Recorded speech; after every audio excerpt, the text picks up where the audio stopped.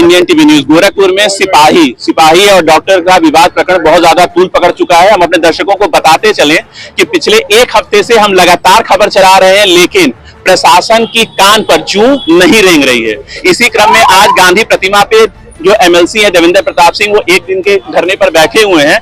लेकिन सबसे बड़ा सवाल यह है कि केंद्र से लेकर राज्य से लेकर गोरखपुर में नगर निगम तक भाजपा की ही सरकार है, फिर भी भाजपा के ही लोग न्याय के लिए किस कदर बैठ रहे हैं, ये अपने आप में एक सबसे बड़ा सवाल है। तो सर, आप आज यहाँ बैठे हुए हैं, आखिर क्या कहना चाहेंगे? देखिए, पीड़ित पंकज कुमार सिपाही के साथ डॉक्टर सरकारी दंपति और गुंडों ने हैवानियत किया, बर्बरता और क्रूरता की पराकाष्ठा पार हो गई। 3 अक्टूबर को सिपाही पंकज कुमार को पीटे, पंकज चला गया थाने पर तहरीर दिया, उसकी तहरीर नहीं लिखी गई। 4 अक्टूबर को जब वो अपना पर्चा और आधार कार्ड मांगने वापस गया तो चैम्बर से डॉक्टर आते हुए देख लिया, फिर गुंडों को भेजकर पकड़वाया, पूरी तरह पिटवाया। बरामदे में लौन होकर के बेहोश गिर गया। उसके बाद डॉक्टर निकला, राड से मारा। पराकाष्ठा तब पार कर गई, मानवता शर्मसार तब हुई जब डॉक्टर की बीवी ने उसे अपने कक्ष में बुलवाया और नंगा करके पिटवाया। उसके शरीर से बंडी और चड्डी उतरवा दिया। 5 टाके उसके सिपाही पंकज कुमार के सर पर लगे हैं। चिंता का विषय यह है कि डॉक्टर को कोई खरोच भी नहीं, फिर भी उसकी फर्जी एफआईआर लिख ली गई और पीड़ित पंकज कुमार की एफआईआर नहीं लिखी गई। उनकी पत्नी ने भी दिया एसएसपी को, हमने भी दिया। एसएसपी ने आश्वासन दिया कि आपकी भावना का सम्मान होगा, लेकिन आज 10 दिन हो गए, पंकज कुमार को न्याय नहीं मिला। विवश कर दिया सिस्टम ने। ये सिस्टम से विश्वास और भरोसा उठ गया, तब मैं संघर्ष के रास्ते पर हूँ। ये रास्ता मुख्यमंत्री योगी आदित्यनाथ सांसद रहते हुए दिखाया था, जो अधूरा सफर उन्होंने छोड़ दिया था। उसी रास्ते को मैं मजबूती के साथ आगे बढ़ा रहा हूँ। हमारे प्रधानमंत्री कहते हैं, जनप्रतिनिधि जन सरोकारों से जुड़े रहे, जनता की समस्याओं का समाधान करें। मैं उन्हीं की उपदेशों पर, उनके निर्देशों का पालन कर रहा हूँ। जब तक एफआईआर लिखी नहीं जाती, डॉक्टर दंपति और गुंडे गिरफ्तार नहीं हो जाते, तब तक विभिन्न चरणों में मेरा आंदोलन चलता है।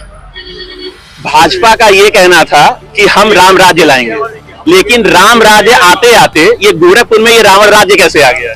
अब इसका जवाब सरकार से पूछे, हम क्या देंगे? हम एक नागरिक, क्योंकि देखिए कहा यह जाता है कि जिस बगिया में अगर बगिया में माली नहीं होता है तो बगिया बड़ी जल्दी उजड़ जाती है।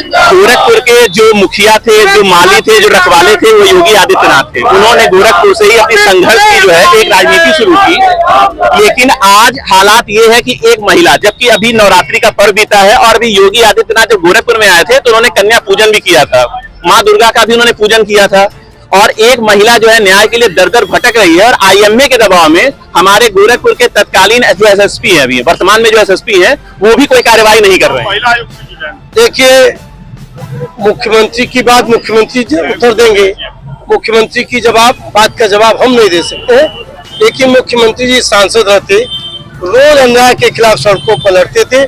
जो काम उन्होंने अधूरा छोड़ दिया उसको मैं पूरा कर रहा हूँ। तो ये लड़ाई कब तक चलेगी? अंतिम समय तक, जब तक पंकज कुमार को न्याय नहीं मिल गया। प्रशासन जहां थोड़ा सा एक्टिव हो रहा है, आईएमए केवल अपना एक लाइन लिख दे रहा है कि हमको डॉक्टर सरकारी को अपना समर्थन दे रहे हैं, और जैसे ही ये बयानबाजी आ रही है तुरंत जो है प्रशासन जो है बैकफुट पे हो जा रहा है। अब प्रशासन बैकफुट पर हो, जो योद्धा जिससे बात कर रहे हैं तो उसके सामने सब बौने हैं। आईएमए क्या है? कोरोना काल में आईएमए कहाँ था? कोरोना काल में जो इनके पास गया, इन्होंने उसको लूटा। कोरोना काल में बेहतरीन परफॉर्मेंस मेडिकल कॉलेज ने दिया, सदर अस्पताल ने दिया, सीएससी और पीएससी ने दिया। ये तो उस दौर में भी लूट में लगे रहे। इनका कोई अभी एक वीडियो तो सिपाही पंकज कुमार का है, लेकिन 112 नंबर पे जो दूसरी वीडियो हम लोग को जो प्राप्त हुई है, जो हम चला रहे हैं, 2 सिपाही तो वर्दी पे है, एक सिपाही वर्दी में सिपाही पीटा गया, फिर भी करता रहे, हमारे सो रहे हैं। अब क्या रह गया? अगर कोई सिविल ड्रेस में, चलिए एक बार मान लेते कि पंकज कुमार जो है उस समय सिविल ड्रेस में थे, निलंबित थे, लेकिन जो बंदा वहां ड्यूटी में गया था वो तो खाकी पे था, लेकिन खाकी में होने के बावजूद अगर गोरखपुर में अगर जो है पुलिस वाले पे हाथ उठ रहा है और हमारे एसएसपी इस पे कोई संज्ञान नहीं ले रहे हैं, तो इसका क्या माना जाए? पूछिए ना एसएसपी से, भाई एसएसपी है कि क्या है आप? तो यानी कि ये माना जाए कि कलयुग में भगवान बदल चुके हैं और कलयुग में जो है केवल जो है जिसके पास नोट होगा उसी को न्याय मिलेगा। न्याय तो मर गया, गरीब आदमी तो भगवान के भरोसे है, कानून गरीब के लिए नहीं है, कानून तो रसूखदारों की चेरी बन गया है, दासी बन गया है। कानून और तंत्र जो है वो रसूखदारों और पैसे वालों की दासी बन गया है।